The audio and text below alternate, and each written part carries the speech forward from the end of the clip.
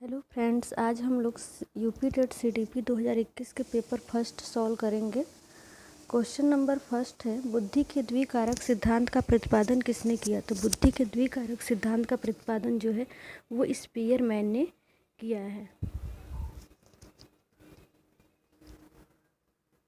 Next question, 12 वर्ष से 16 वर्ष के बच्चों के लिए हिंदी में एस जलोटा ने कौन सा परीक्षण प्रतिपादित किया है? तो सामान्य मानसिक योग्यता परीक्षण एस जलोटा ने प्रतिपादित किया है।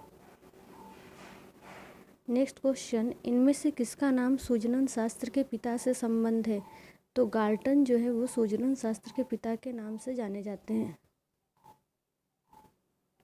किसी दूसरी वस्तु की अपेक्षा एक वस्तु पर चेतना का केंद्रीकरण अवधान है, ये किसने कहा है? तो ये कथन डमविल का है। क्वेश्चन नंबर नेक्स्ट, वृत्ति 14 प्रकार से वर्गीकृत किसने दिया है? तो वृत्ति जो है मैकडूगल ने दिया है। बीएफ स्किनर के अनुसार बच्चों में भाषा का विकास होता है। तो बच्चों में भाषा का विकास जो है अनुकरण और पुनर्बलन के परिणाम के स्वरूप होता है। सृजनात्मकता मौलिक परिणामों को अभिव्यक्त करने की मानसिक क्रिया है, ये किसने कहा है? तो ये कथन जो है क्रो एंड क्रो का है। नेक्स्ट क्वेश्चन, ग्रंथियों के आधार पर विभिन्न प्रकार के व्यक्तित्वों का वर्णन किसने किया? तो ग्रंथियों के आधार पर जो व्यक्तित्व का वर्णन है वो केनन ने किया है। पाठ्य योजना की पंचपदी प्रणाली किसने प्रतिपादित की है? तो पंचपदी प्रणाली जो है हर्बर्ट ने प्रतिपादित की है। अपने प्रयोग के माध्यम से कोहलर यह सिद्ध करना चाहते थे कि अधिगम जो है पूर्ण स्थिति की धारणा है। नेक्स्ट, शैशव काल की अवधि कितनी होती है? तो शैशव काल की जो अवधि है वो जन्म से 2 वर्ष तक होती है। निम्नलिखित में से कौन सा अधिगम के लिए सबसे आवश्यक है? तो अधिगम के लिए सबसे आवश्यक रुचि है। MMPI एक परीक्षण है जिसका उपयोग निम्न में से किसको मापने के लिए किया जाता है? तो MMPI का उपयोग व्यक्तित्व को मापने के लिए किया जाता है। विकास की पूर्व संक्रियात्मक अवस्था निम्नलिखित में से किसके द्वारा प्रस्तावित की गई है? तो ये पियाजे के द्वारा दी गई है।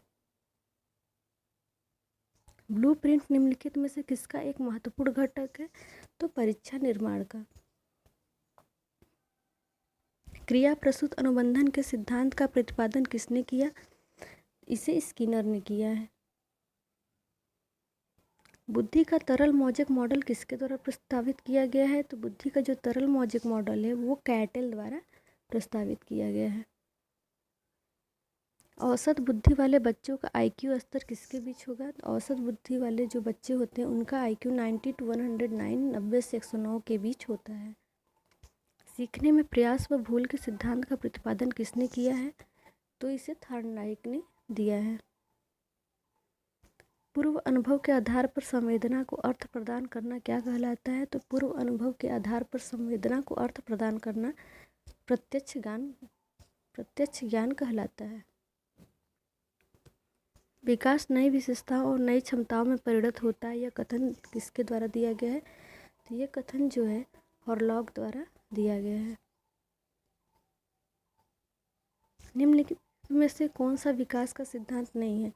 तो अनुकूलित प्रत्यावर्तन का सिद्धांत जो है विकास का सिद्धांत नहीं है। निम्नलिखित में से कौन सा शारीरिक विकास का एक प्रमुख नियम है? तो द्रुतगामी विकास का नियम ये शारीरिक विकास का एक प्रमुख नियम है। बच्चों के सामाजिक विकास को प्रभावित करने वाले कारक क्या है? तो सामाजिक विकास को प्रभावित करने वाले कारक जो है वो सामाजिक पर्यावरणीय तत्व है। संघर्ष क्या है? तो संघर्ष एक वृत्ति है। मौलिकता, लचीलापन और प्रवाह निम्नलिखित में से किसके घटक है? मौलिकता, लचीलापन और प्रवाह जो है वो सृजनात्मकता के घटक है। कुत्ता किसके प्रयोग में प्रयोग करता था? तो कुत्ता जो है पावलोव के प्रयोग में था। शिक्षण हेतु मस्तिष्क उद्वेलन विधि का प्रयोग निम्नलिखित में से किसके सुधार हेतु किया जाता है? तो सृजनात्मकता के सुधार हेतु किया जाता है। मैकडोगल के अनुसार वृत्ति की कितनी संख्या है? तो मैकडोगल के अनुसार वृत्ति की 14 संख्या है। कोहलर निम्न में से किससे संबंधित है? तो कोहलर जो है वो अधिगम के सिद्धांत से संबंधित है।